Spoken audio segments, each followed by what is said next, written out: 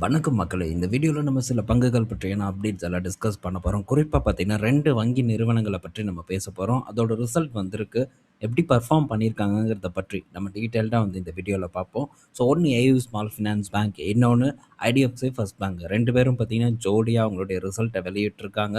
2 பேரும் ஜோடியா பார்த்தீங்கன்னா, ரீசென்ட்டா ஒரு பிரச்சனையில கூட மாட்டுனாங்க. ஆனா, இப்ப அந்த பிரச்சனை ஆல்மோஸ்ட் பார்த்தீங்கன்னா முடிஞ்சிருச்சு அப்படின்னு தான் நான் நினைக்கிறேன். ஐடிஎஃப்சி ஃபர்ஸ்ட் பேங்கோட ரிசல்ட்ல கூட அந்த பிரச்சனை நாங்க முடிச்சிட்டோம் அப்படின்னு தான் அவங்களும் தெரியப்படுத்தியிருக்காங்க. ஸோ, இப்போ அந்த ப்ராப்ளம் இந்த 2 வங்கிகளுக்கும் இல்ல அப்படின்னே நம்ம எடுத்துக்கலாம். ஸோ, இப்போ ரிசல்ட் எப்படி பெர்ஃபார்ம் பண்ணியிருக்காங்கன்னு பார்ப்போம். நம்ம பார்க்க போறது ஏயு ஸ்மால் ஃபினான்ஸ் பேங்கோட ரிசல்ட் தான். ஸோ, ஏயு ஸ்மால் ஃபினான்ஸ் பேங்கோட வேல்யூவேஷன் பார்த்தீங்கன்னா, இருக்கிறதுலேயே ஒரு பிரீமியம் வேல்யூவேஷன்ல இருக்கக்கூடிய ஒரு வங்கி பங்கா இந்த ஏயு ஸ்மால் ஃபினான்ஸ் பேங்க் பார்த்தீங்கன்னா இருக்கு. ஸோ, நல்ல ஒரு தொடர் வளர்ச்சிய பார்த்தீங்கன்னா, இந்த ஏயு ஸ்மால் ஃபினான்ஸ் பேங்க் குடுத்துட்டு வந்துட்டு இருக்காங்க. இது ஒரு முக்கிய காரணமா இருக்கு இந்த நிறுவனத்தோட ஷேர் பிரைஸோட உயர்வுக்கு. ஸோ, இந்த காலாண்டு அவங்களுடைய லாபம் 37% உயர்ந்திருக்கு. 796 கோடி பார்த்தீங்கன்னா, இந்த காலாண்டுல ப்ராஃபிட்டா போஸ்ட் பண்ணியிருக்காங்க. ஸோ, ஒரு better performance year on year கூட கம்பேர் பண்ணும்போது குடுத்துருக்காங்க. ஆனா, போன காலாண்டு கூட கம்பேர் பண்ணும்போது லாபம் டிக்ளைன் ஆயிருக்கிறத நம்மளால பார்க்க முடியுது. ஸோ, இந்த காலாண்டு இவங்க 796 கோடி. ஸோ, இது ஸ்க்ரீனர்ல இருக்கக்கூடிய டேட்டா. அண்ட் போன காலாண்டு கூட கம்பேர் பண்ணும்போது கன்சாலிடேட்டட் பெர்ஃபார்மன்ஸ் 832 கோடியா இருக்கு. லாபம் முறையா பார்த்தீங்கன்னா, இந்த காலாண்டு கொஞ்சம் டிக்ளைன் ஆயிருக்கு. இதுவரைக்கு தொடர்ந்து பார்த்தீங்கன்னா, எக்ஸலன்ட்டான ஒரு வளர்ச்சிய குடுத்த ஒரு நிறுவனம் லைட்டா குறைச்சு குடுத்துருக்காங்க. ஆனா, இது ஒரு பெரிய கன்சர்ன் இல்ல.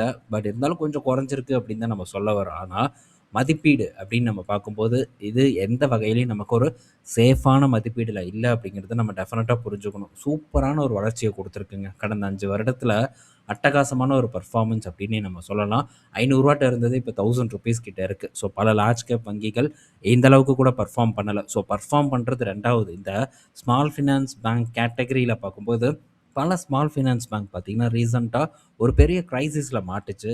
Equity small finance bank, Ujjivan small finance bank அப்படின்ட்டு மைக்ரோ ஃபினான்ஸ் ஃபோக்கஸ்டா இருக்கக்கூடிய ஸ்மால் ஃபினான்ஸ் பேங்க் அனைத்துமே பார்த்தீங்கன்னா, பெரும் அளவுக்கான ஒரு சரிவ சந்திச்சது. இப்போ அதெல்லாம் ரெக்கவர் ஆயிருக்கு. அதுல எந்த சந்தேகமும் இல்ல.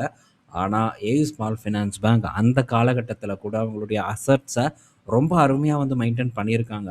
நம்ம இதுக்கு முன்னாடியே டிஸ்கஸ் பண்ணியிருக்கோம். Asset quality maintenance AU small finance bank ரொம்ப தரமா பண்ண ஒரு காரணத்தினால, வங்கியோட பங்கு விலை பார்த்தீங்கன்னா, பெருசா சரியில்ல. அங்கருந்து மாறா அது ஒரு ஏற்றத்த குடுத்துருக்கு. ஸோ, இது ஒரு பெரிய விஷயம் தான். ஆனா என்ன மதிப்பீடு சரியில்ல. ஸோ, விலகி இருக்கிறத தவிர நமக்கு வேற வழியும் இல்ல. அடுத்தது ஐடிஎஃப்சி ஃபர்ஸ்ட் பேங்கோட result. So, IDFC first bank இந்த காலாண்டு அடேங்கப்பா! அப்படின்னு சொல்ற மாரியான ஒரு பெர்ஃபார்மன்ஸ போஸ்ட் பண்ணியிருக்காங்க. 1075 கோடி. எனக்கு தெரிஞ்சு இதுதான் ஹையஸ்ட் எவர் குவார்ட்டர்லி ப்ராஃபிட் நான் நெனைக்கிறேன். ஸோ, இதுக்கு முன்னாடி ஒரு 700 அந்த மாரி எல்லாம் பெர்ஃபார்ம் பண்ணியிருக்காங்க. 700 கோடிக்கு மேலலாம் ப்ராஃபிட் போஸ்ட் பண்ணியிருக்காங்க. பட் இந்த காலாண்டு 1000 கோடிக்கு மேலான ஒரு லாபத்த ஐடிஎஃப்சி ஃபர்ஸ்ட் பேங்க் பார்த்தீங்கன்னா, டெலிவர் பண்ணியிருக்காங்க. ஸோ, ப்ரொவிஷன் பார்க்கும்போது ஐடிஎஃப்சி ஃபர்ஸ்ட் பேங்க் இந்த காலாண்டு கட் பண்ணியிருக்காங்க. அண்டு ஐடிஎஃப்சி ஃபர்ஸ்ட் பேங்க்ல ஒரு அதர் இன்கம் இருக்கு. ஒரு 500 கோடி கிட்ட பார்த்தீங்கன்னா, ஒரு அதர் இன்கம் ஆட் ஆயிருக்கு. ஸோ, அந்த டேட்டா பார்த்தீங்கன்னா, எக்ஸாக்ட்டான ஒரு டேட்டா இப்போ இன்னைக்கு வந்த டேட்டால எனக்கு எங்கேயுமே கிடைக்கல. ஆனா, இதுக்கு முன்னாடி ஒரு அப்டேட் வந்தது. உங்க கூட நான் ஷேர் பண்ணனான்னு எனக்கு ஞாபகம் இல்ல. ஆனா, ஒரு 500 கோடிக்கு மேல பார்த்தீங்கன்னா, இந்த பேங்க்குக்கு உள்வரவு இருக்கு அப்படிங்கிற ஒரு தரவு பார்த்தீங்கன்னா, இதுக்கு முன்னாடியே நமக்கு குடுத்துருந்தாங்க. பட் இப்போ அதோட டேட்டா எங்கேயுமே எனக்கு அவைலபிளா இல்ல. ஸோ, அது எனக்கு ரீகாலும் பண்ண முடியல.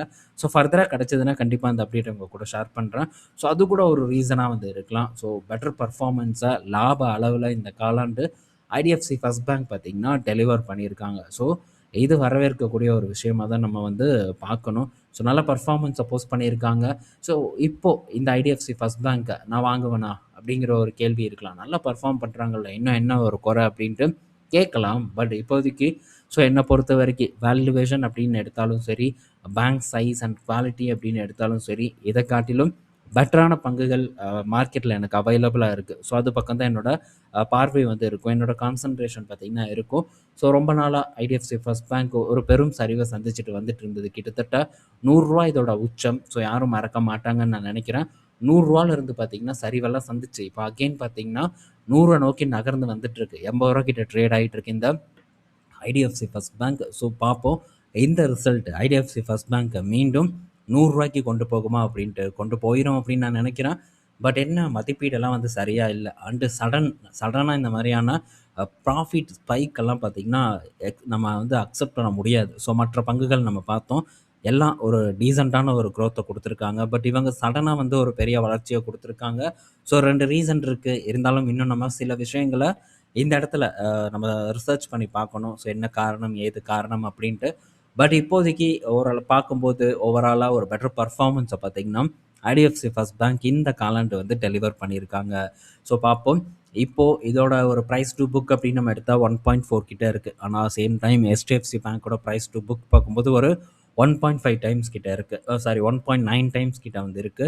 ஸோ ஒரு பெரிய ஒரு புக் இருக்கக்கூடிய அண்டு இந்தியாவோட largest private bank HDFC bank. So அது பக்கம் தான் என்னோட ஒரு பார்வை இருக்கும். ஸோ என்னைக்கு திரும்ப அதுக்கு சந்தை ஒரு மிகைப்படுத்தப்பட்ட ஒரு மதிப்பை கொடுக்கும் அப்படின்ட்டு நம்மளால உறுதியா வந்து சொல்ல முடியாது. ஆனா நான் பார்த்தீங்கன்னா அது பக்கம் தான் வந்து இருப்பேன். என்னைக்கு கொடுக்குதோ கொடுக்கட்டும். ஸோ சேஃபரா தொடர்ந்து பார்த்தீங்கன்னா ஃபோக்கஸ் பண்ணுறதுக்கு எனக்கு ஒரு பெட்டரான ஒரு சான்ஸா அதை நான் வந்து பார்க்குறேன். இது என்னோட காரணம். ஸோ நான் ஏன் அதை ஃபோக்கஸ் பண்ணுறேன் அப்படிங்கிறதுக்கான ஒரு எக்ஸ்பிளனேஷன் கண்டிப்பாக ஐடிஎஃப்சி ஃபர்ஸ்ட் பேங்க்குக்கு பல ஆதரவுகள் இருக்கலாம். ஸோ உங்களுக்கு எது சரின்னு படுதோ அதை நீங்கள் தாராளமாக வந்து பண்ணலாம். ஸோ இங்கே இடத்துல நம்ம ரிசல்ட்டை டிஸ்கஸ் பண்ணியிருக்கோம். அண்டு என்னோட ஒரு முடிவை இந்த இடத்துல நான் ஷேர் பண்ணியிருக்கேன். ஸோ ஏன் இது இல்லை, ஏன் அது அப்படிங்கிறத ஷேர் பண்ணியிருக்கேனே தவிர ஹெச்டிஎஃப்சி பேங்க்கை நீங்கள் வாங்கணுமோ, இல்லை ஐடிஎஃப்சி ஃபர்ஸ்ட் பேங்க்கை விற்கணுமோ, இல்லை வாங்கணுமோ அப்படிங்கிற ஒரு சொல்லக்கூடிய ஒரு பதிவு இல்லை அப்படிங்கிறத இந்த இடத்துல நான் ரெஜிஸ்டர் பண்ணிக்கிறேன். ஓகே. ஸோ நெக்ஸ்ட்டு பார்த்தீங்கன்னா ஐடிஎஃப்சி ஃபர்ஸ்ட் பேங்க் கிட்டத்தட்ட ஒரு 20,000 கோடி வரைக்கும் ஃபண்ட் ரைஸ் பண்ண போகிறதா ஒரு அப்டேட் வந்து கொடுத்துருக்காங்க. ஈக்விட்டிஸ் அண்டு டெட் இது ரெண்டின் மூலியமாகவும் IDFC first bank fund raise பண்ண போகிறதா தெரியப்படுத்தியிருக்காங்க. எல்லாருமே ஃபண்ட் ரைஸ் பண்ணிட்டு இருக்காங்க. ஸோ காரணம் கிரெடிட் க்ரோத்தை இன்னும் வந்து அதிகரிக்கிறதுக்கான ஒரு நோக்கத்தில் பேங்க்ஸ் பார்த்தீங்கன்னா இயங்கிட்டு வந்துட்டு இருக்காங்க. ஸோ இது நல்ல விஷயம்தான். கிரெடிட் க்ரோத் அதிகமாகும்போது அடுத்த கட்ட ஒரு வளர்ச்சியை பார்த்தீங்கன்னா நம்ம பேங்க்ஸ் கிட்ட எக்ஸ்பெக்ட் பண்ணலாம். ஆனால் அதே நேரத்தில் ஒரு சில ஆபத்துகளும் இருக்குது. அது என்ன ஆபத்து? ஸோ இது வெறும் ஐடிஎஃப்சிக்கு மட்டும் இல்லை, அனைத்து வங்கிகளுக்குமே. ஸோ கிரெடிட் க்ரோத்தை வேகமாக அதிகரிக்கும் போது ஸோ அவங்க சில ஒரு தரமற்ற கடன்களை வந்து கொடுப்பதற்கான வாய்ப்பு இருக்குது. ஸோ அந்த மாதிரியான தரமற்ற கடன்கள் பார்த்திங்கன்னா வருங்காலத்தில் அசட் குவாலிட்டியை இம்பேக்ட் பண்ணலாம். ஸோ பேட் அசட் வந்து கிரியேட் பண்ணலாம். அது ஒரு இம்பேக்டை ஃப்யூச்சரில் ஏற்படுத்தலாம். இது ஏதோ வந்து சில காலங்களில் நடக்கக்கூடிய விஷயம் இல்லை. ஒரு 5-6 வருடங்கள் தாண்டி ஏற்படக்கூடிய ஒரு இம்பேக்டை பற்றி நம்ம பேசிகிட்டு இருக்கோம். ஸோ எப்படி இவங்க கரெக்டாக கடன் கொடுக்க போகிறாங்கன்னு நம்ம பார்க்கணும். அது மட்டும் இல்லை, ஸோ இந்த கடன் கொடுப்பல நேற்று கூட நம்ம பார்த்தோம். பேங்க் ஆஃப் பரோடாவில் பார்த்தீங்கன்னா ஒரு பஞ்சாயத்து ஏற்பட்டது. ஸோ ஒரு ஒன் டைம் எக்ஸ்பென்ஸாக பார்த்தீங்கன்னா தேவையே இல்லாமல் பணத்தை கொடுத்து செட்டில்மெண்ட் பண்ணி பேங்க் ஆஃப் பரோடா வெளியே வந்திருக்காங்க. ஸோ இந்த மாதிரி அப்பப்போ திடீர்னு நம்ம எக்ஸ்பெக்டே பண்ணாதப்ப சில ப்ராப்ளம்ஸ் வந்து ஏற்படும். இந்த ப்ராப்ளம்லேருந்து நம்ம தப்பிக்கிறத பற்றியும் நேற்று நான் ஷேர் பண்ணியிருக்கேன். இப்போவும் நான் சொல்கிறேன். இந்த மாதிரியான அன்எக்ஸ்பெக்டட் ப்ராப்ளம் வெறும் கவர்மெண்ட் பேங்க்குக்கு மட்டும் ஏற்படாது. ஸோ ப்ரைவேட் பேங்க்ஸில் எவ்வளோ ஓட்டைகள் இருக்குது அப்படிங்கிறத நம்ம பார்த்துருக்கோம். அதுக்கு இந்த நிறுவனமே ஒரு சாட்சி. ஐடிஎஃப்சியில் நடந்திருக்கு, ஹெச்டிஎஃப்சியில் நடந்திருக்கு, கோட்டாக், ஆக்சிஸ் அப்படின்ட்டு அனைத்து நிறுவனங்கள்லையுமே பார்த்திங்கன்னா ஏதாச்சும் ஒரு பஞ்சாயத்து அப்பப்போ பார்த்திங்கன்னா தலை தூக்கிட்டு தான் இருக்கும். ஸோ இந்த மாதிரியான பஞ்சாயத்துகளில் நம்ம தப்பிக்கணும் அப்படின்னா ஒரு சிறந்த இடத்துல முதலீடு பண்ணுறதுக்கு நம்ம ட்ரை பண்ணணும். ஸோ அப்படி நம்ம சிறந்த இடத்துல முதலீடு பண்ணணும்னா ஸோ ஒரு பெஸ்ட் பிளேஸில் நம்ம முதலீடு பண்ணும்போது ஆபத்துலேருந்து தப்பிக்கிறதுக்கான வாய்ப்பு இருக்குது. அண்ட் அந்த நிறுவனம் ரொம்ப இம்பார்ட்டண்டான ஒரு நிறுவனமாகவும் இருக்கணும். ஸோ சிஸ்டமேட்டிக்கலி பார்க்கும்போது HDFC பேங்க் அப்படிப்பட்ட ஒரு நிறுவனம் தான். ஸோ கவர்மெண்ட்டோட இன்ஃப்ளூயன்ஸ் பார்த்திங்கன்னா HDFC பேங்க்கில் ரொம்ப அதிகமாகவே இருக்கும். வெறும் HDFC மட்டும் இல்லை, ஐசிஐசிஐலையும் அது ரொம்ப அதிகமாக வந்து இருக்கும். மற்ற பெரிய நிறுவனங்கள்லேயும் அதே மாதிரியான ஒரு புரோட்டோக்கால் தான் வந்து ஓடும். ஸோ நேரடியாக தலையிட்டு பிரச்சனைகளை வந்து தீர்க்கக்கூடிய இடத்துல அரசாங்கம் இருக்கும் அப்படிங்கிறது தான் என்னோட ஒரு புரிதல். ஸோ அதை பேஸ் பண்ணி பார்க்கும்போது ஒரு சேஃப்டி அடிஷ்னலாக வந்து கிரியேட் ஆகும். அண்டு திரும்பி எழுந்து வருவதற்கான வாய்ப்பு இருக்குது. எஸ் பேங்க் பார்க்கும்போது முடிஞ்சு போன ஒரு பேங்க். பட் எப்படி திரும்பி வந்தது? கவர்மெண்ட்டோட சப்போர்ட்னால தான் திரும்பி எழுந்து வந்தது. அதே மாதிரியான சப்போர்ட் எல்லா பங்குகளுக்கும் கிடைக்கும்ன்ட்டு உறுதியாக சொல்ல முடியாது. அதே காலகட்டத்தில் சில பேங்க்ஸ் பார்க்கும்போது இழுத்து மூடிட்டு பேங்க்கை விற்றுட்டு போனாங்க. ஸோ அதில் நம்ம பணம் போட்டிருந்தா ஒன்றும் கிடச்சிருக்காது, பாண்டில் போட்டிருந்தா ஒன்றும் கிடச்சிருக்காது. ஸோ ரொம்ப ஒரு சேஃபான இடத்துல கரெக்டாக முதலீடு பண்ண ட்ரை பண்ணுவோம். நல்லா இப்போது HDFC பேங்க் அப்படின்னு எடுத்துக்கும்போது தொடர்ந்து பார்த்திங்கன்னா நான் இந்த முன்னாடியே இந்த பிளானை 2 வருடத்துக்கு முன்னாடியே வந்து கொடுத்துருந்தேன். HDFC பேங்க்கை நான் எப்படி பண்ணுவேன் அப்படின்ட்டு. ஸோ ஸ்லோ அக்யூமுலேஷன் ஒன்லி அப்படின்ட்டு. ஏன்னா ஸோ இந்த இடத்துல பெரிய மூவ்மெண்ட் இருக்கிற மாதிரி தெரில. ஸோ ஸ்லோவாக நான் எக்ஸ்பெக்ட் பண்ண குவான்டிட்டியை இதுக்கு முன்னாடியே அச்சீவ் பண்ணேன். அகெயின் அதே இடத்துக்கு வரும்போது திரும்ப பார்த்தீங்கன்னா, அதே வேலைய தான் நான் பண்றேன். Slow accumulation. In case HDFC bank maybe ஒரு சரிவ சந்திக்குது. இப்ப ரூ. 740 கிட்ட இருக்குன்னு வச்சுக்கோங்களேன். இங்கேருந்து மேபி ஒரு 500க்கு போகுது. போகாது. இன்கேஸ் ஏதாச்சும் ஒரு பஞ்சாயத்து வருது. ஸோ இந்த சேர்மன் திடீர்னு போனாங்க பார்த்தீங்களா? அது கூட ஏதாச்சும் ஒரு சிம்ப்டம்ஸா இருக்கலாம். இப்போ வரைக்கும் அதில எந்த ப்ராப்ளமும் இல்லன்னு சொல்லிட்டு இருக்காங்க. ஆனா, நாளைக்கு ஏதாச்சும் விஸ்வரூபம் எடுத்து ஆடுது அப்படிங்கிற பட்சத்தில HDFC பேங்க்ல ஆடுதுன்னா, அப்போ ஒரு பெரிய ஒரு சரிவு ஏற்படலாம். ரூ. 500க்கு போகலாம். ரூ. 500க்கு போம்போது, ஸோ அந்த இடத்துல அக்ரஸிவா நான் கண்டிப்பா வந்து காட்டுவேன். ஸோ மீண்டு வருவதற்கான வாய்ப்பும் ரொம்ப அதிகமா இருக்கு. ஸோ நடக்காது. இன்கேஸ் நடந்தா என்ன பண்ணுவேன் அப்படிங்கிறத இந்த இடத்துல நான் ஷேர் பண்றேன். ஸோ ரெடியா இருக்கணும் எல்லாத்துக்கும். பங்குச் சந்தைய பொறுத்தவரைக்கும். நடக்குதோ நடக்கலையோ, ஜஸ்ட் நம்ம ப்ரிப்பேரா இருந்துக்கிட்டா, ஸோ அதனால அங்க நடக்கக்கூடிய விஷயங்கள் நமக்கு ஏமாற்றமா இருக்காது. மாறா அது ஒரு சந்தோஷத்த நமக்கு குடுக்கும். அடேங்கப்பா! எதிர்பார்த்தது நடந்துருச்சே அப்படிங்கிற ஒரு சந்தோஷம் இருக்கும். அந்த சந்தோஷத்துல சரியான ஒரு முடிவுகள் எடுப்பதற்கு நம்ம தயாரா வந்து இருப்போம் அப்படிங்கிறத சொல்றது தான் இதன் நோக்கம். ஓகே. ஸோ நெக்ஸ்ட் பார்த்தீங்கன்னா, ஸ்டெர்லைட் டெக் கிட்ட இருந்து ஒரு அப்டேட்டு. ஸ்டெர்லைட் டெக் பார்த்தீங்கன்னா, அவங்களுடைய ரிசல்ட்ட போஸ்ட் பண்ணியிருக்காங்க. அட்டகாசமான ஒரு பெர்ஃபார்மன்ஸ டெலிவர் பண்ணியிருக்காங்க. ஸோ இந்த ஸ்டெர்லைட் டெக்கு, HFCL இவங்கலாம் பார்க்கும்போது இந்த ஃபைபர் ஆப்டிகல் கேபிள்ல ஸோ லீடர்ஷிப் பொசிஷன்ல இருக்கக்கூடிய நிறுவனங்கள். ஸோ நெறைய கெப்பாசிட்டி பார்த்தீங்கன்னா, இந்த நிறுவனங்கள் கிட்ட இருக்கு. ஸோ இப்போ டேட்டா சென்டர் பூம்னால இந்த நிறுவனங்களுக்கு நல்ல ஒரு வளர்ச்சி பார்த்தீங்கன்னா கிடைச்சிருக்கு. சும்மா இருந்தது இந்த வருஷம். இங்க பார்க்குறேங்க ரூ. 86 கிட்ட இருந்தது. எங்க போய் ட்ரேட் ஆயிட்டு இருக்குன்னு பாருங்க. அந்த அளவுக்கான ஒரு ஏற்றம் இந்த நிறுவனங்கள்ல வந்து ஏற்பட்டிருக்கு.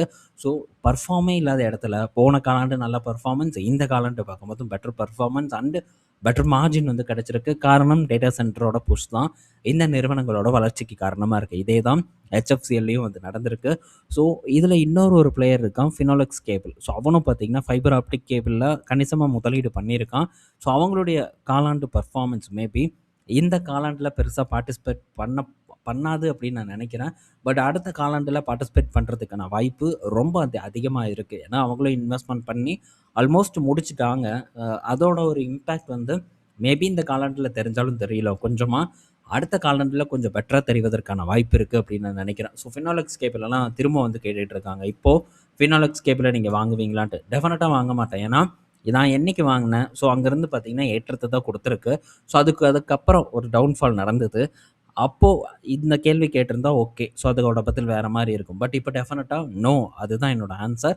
ஸோ திரும்ப மேபி வருதா அப்படிங்கிறதெல்லாம் நம்ம வெயிட் பண்ணி வந்து பார்ப்போம்.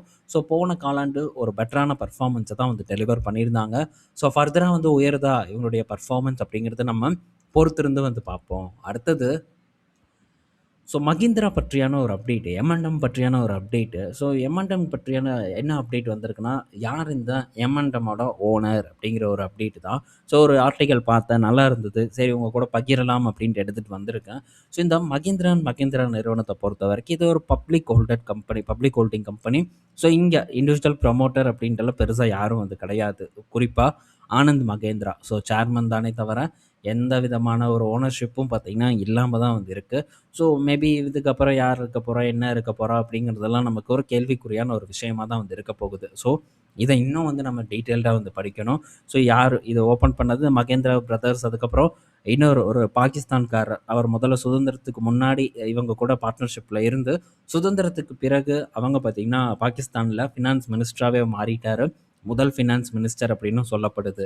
ஸோ அதிலிருந்து ஜீப் வில்லிஸோட ஒரு பார்ட்னர்ஷிப் இப்போ இருக்கக்கூடிய தார் எல்லாமே பார்த்தீங்கன்னா, அந்த பார்ட்னர்ஷிப் மூலியமா உருவான ஒண்ணு தான்.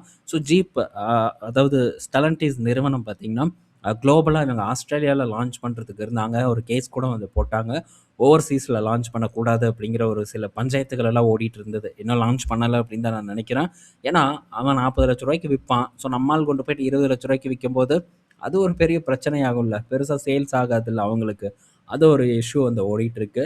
ஸோ அதனால விக்கவும் விடமாட்டாங்க அப்படின்னு தான் நான் நினைக்கிறேன். ஸோ இப்போ ப்ரொமோட்டர் இல்லாத கம்பெனி மேபி ஃபியூச்சர்ல ஏதாச்சும் தவறான முடிவுகள் எடுக்கலாம். போர்ட் மெம்பர்ஸ்னால எடுக்கக்கூடிய முடிவுகள் மாறுபடலாம். ஸோ இந்த மாரி பல இஷ்யூஸ் வந்து இருக்கு. எனக்கு பர்சனலா பார்த்தீங்கன்னா அது பிடிக்காது. பட் சில பெரிய கம்பெனிஸ்ல எந்த பஞ்சாயத்தும் வராது அப்படின்னு நான் நினைக்கிறேன். உதாரணத்துக்கு ஐடிசி, இன்ஃபோசிஸ் போன்ற கம்பெனிஸ நம்ம எடுத்துக்கலாம்.